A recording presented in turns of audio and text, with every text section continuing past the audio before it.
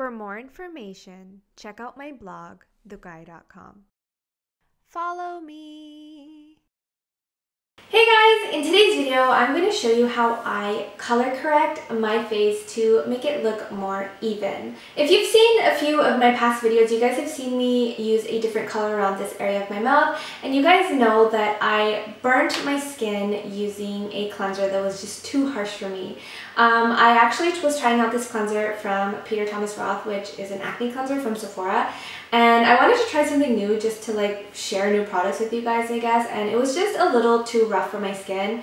It completely broke me out on my cheeks and it burnt this area of my mouth, and it left some dark marks there, which I'm trying to heal, but in the meantime, I use a color corrector to make my foundation look more flawless. I know sometimes with brown girls and with women of color, I mean, this is something that I have been struggling with my whole life. This part of my face is a completely different color than the rest of my face. It looks like the same color in person, besides like the little burn marks that I have, but whenever I put my foundation here, it's fine. I put my foundation here, it's fine. I put my foundation here, it's fine. As soon as I put it in this like goatee area, like the upper lip and I guess side mouth and chin area, it just looks gray and it looks ashy and it just does not look right. Like it looks like I have a goatee and it looks like I have like a 5 o'clock shadow going on. I feel like that's something that a lot of brown girls suffer with, so I'm going to show you how to use a color corrector to make your skin look completely even and get rid of that ashy gray looking foundation. So for the tutorial, I'm going to be color correcting this half of my face. As you can see, it looks a little bit more flawless and blended compared to this side of my face. I didn't color correct to this side, so you're going to see the difference between the two sides on what a color corrector can do for you and if you don't apply a color corrector. So I'll have a close-up of that a little later on in the video. I did use all drugstore products in the tutorial because they're affordable and they're easier for a lot more people to get. And the products that I used in today's video are my absolute favorites from the drugstore. They are equivalent to high-end products, so I absolutely love them. So if you guys would like to see how I color correct the darker areas of my face to make my foundation look more even and not gray or ashy looking, then please keep watching. Okay, so there's nothing on my skin right now. The only makeup that I have on are my brows and my eye makeup done. To prime and moisturize my skin, I used my Versali Rose Gold Elixir. You guys have seen me use this 1,000,001 times. I really like to use this under my makeup because it keeps me hydrated all day long, and because of the gold, it gives me a really nice dewy glow. As you can see, there's a big difference between this area right here and the rest of my face. I've always struggled with darkness around my mouth, and I feel like a lot of brown girls or women of color, we always have that issue with darkness around the mouth. And it can also be under the eyes, or sometimes post-acne spots, like they can get really dark and just stay there for a really long time. So that's where color correcting comes in. The color corrector that I like to use is by LA Girl, and this is the Pro Conceal, and this is just in the color orange. There are so many orange correctors out on the market, in the drugstore, high-end, but this is just the one that I personally really like to use because I feel like it works really well for me. I'm only going to be color correcting half of my face so you guys can see the difference between color correcting and not color correcting, and then you can decide whether you want to color correct or you don't. Honestly, on a daily basis, I don't fully go through and color correct because it does take a little extra time in my makeup routine. So let's just go ahead and get started. I'm going to take my color corrector and I am going to apply a very little amount on the areas that are dark.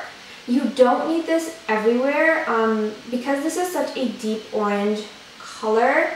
If you put too much and if you put it everywhere, it's not going to look very pretty. It will give an orange cast to your foundation, and it can look slightly Oompa Loompa-ish, so be very light-handed with this. If you are very fair-skinned, I don't recommend this one in particular because this is a very deep orange color. I suggest going for something that's a little bit more peachy. MAC has a peachy color corrector that's awesome, so does Bobbi Brown, but this one is just too dark in my opinion for fair-skinned girls. So the great thing about these LA Girl color correctors is that they set in place, and that's one of the reasons why I really love it. So that's a bonus and a bad thing at the same time. Like if you use their concealers or whatever and you apply it all over your face and then you go through and blend, it's going to be really hard to blend. So I really recommend working on one spot at a time. And whenever I'm blending like a color correction out, I just like to use my finger to kind of push it into my skin and blend it out. You don't really need to use a brush. And I like to build this up. So I put it on the areas that are dark and now I'm just going to add a tiny little bit more. I always like to start with less and then build up more product. Why is this? Ew. You can just squirt it out like a bunch of like clear liquid. And it got on my face. So what was I saying? I always like to build up colors instead of putting a whole ton on at once, because you can always add more, but taking away is more difficult. I make such ugly faces whenever I'm doing my makeup, and that's why I normally do a voiceover, because I can skip through the ugly face parts, but it's nice just sitting here and talking to you guys. It feels like you guys are actually here with me getting ready.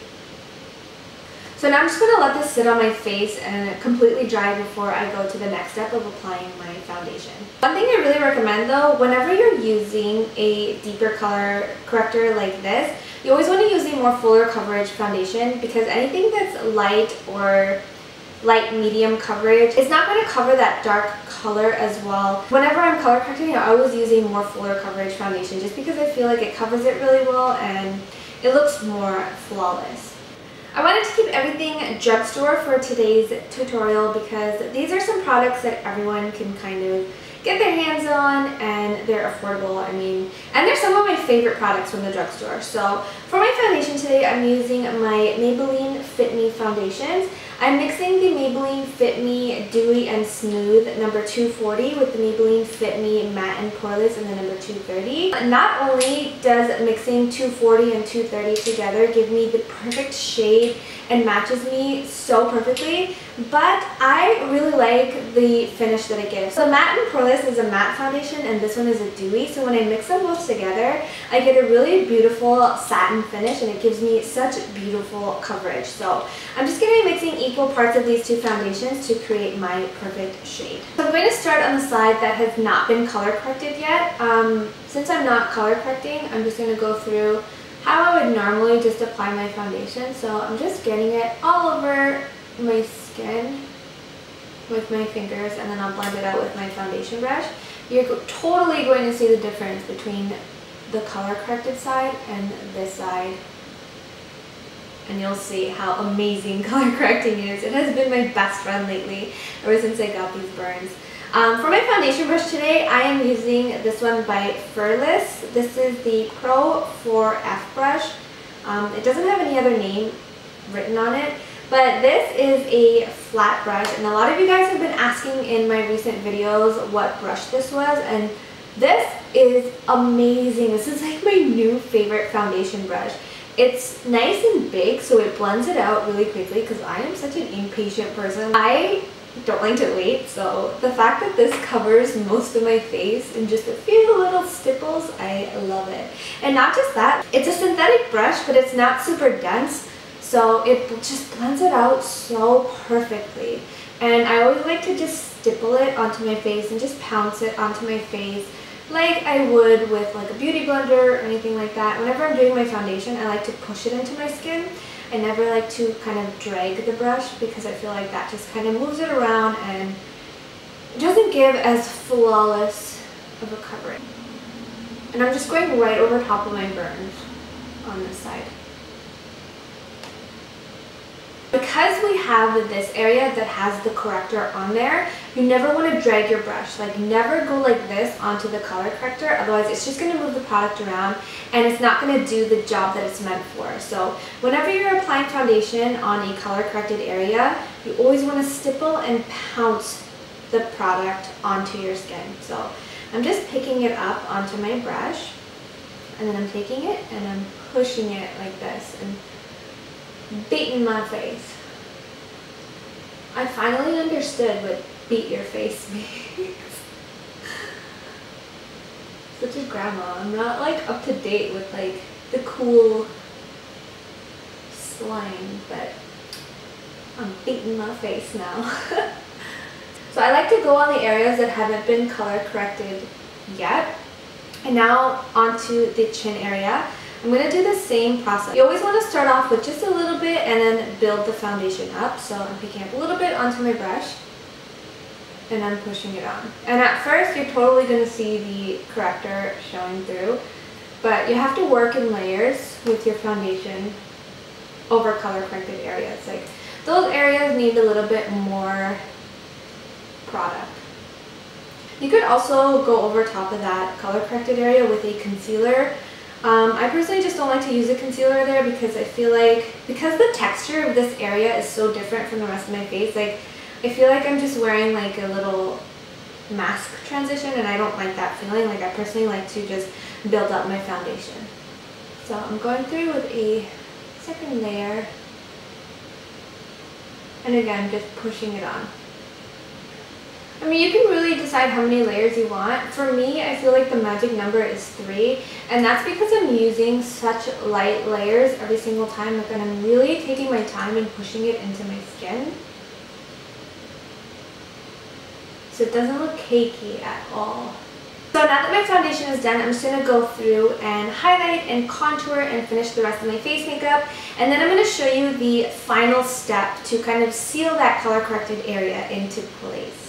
For my concealer and the highlight, I'm using the Maybelline Master Conceal, and then to contour, I'm using the LA Girl Pro Conceal in the color Beautiful Bronze.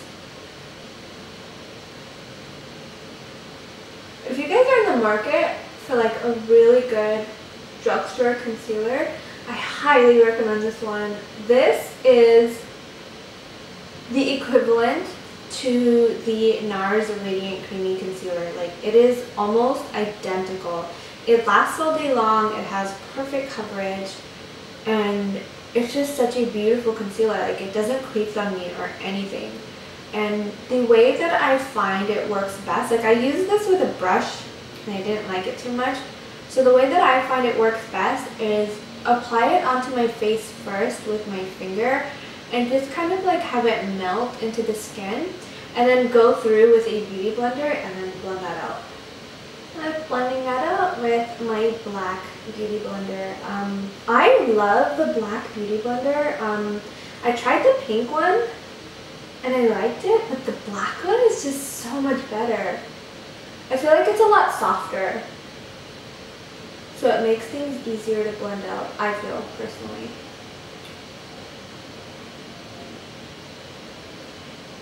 You always gotta make that bird like caw face right when you come under the eye. Oh girl, that's a strong contour today. Alright. We'll go for it.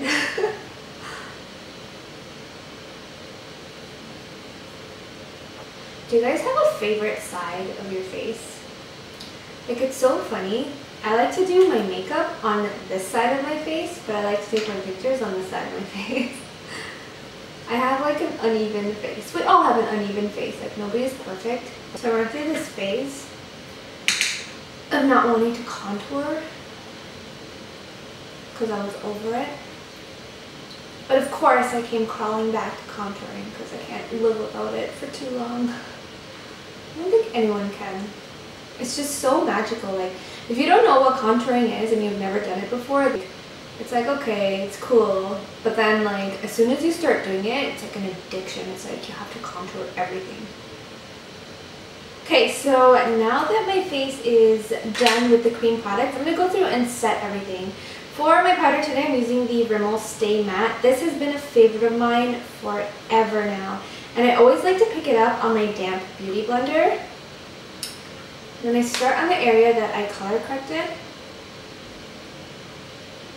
and I push that on. This is the transparent shade, but on my skin tone, it still comes out a certain shade. Like, it still comes out pretty light. Not like pretty light, but it does give a lighter color, which I personally don't mind. Like, I like it, but just letting you know that in pictures and stuff, this will show a lighter color. So, I mean, just depends on your preference, but this is such a beautiful powder. So I'm just going over the color corrected areas. I always like the outside of my mouth to be lighter anyway, so that's why I'm using this powder. And then I just kind of drag it under my contour. And I feel like putting this powder on with my beauty blender gives the most beautiful finish ever. Like, it looks flawless. And then setting it with the powder.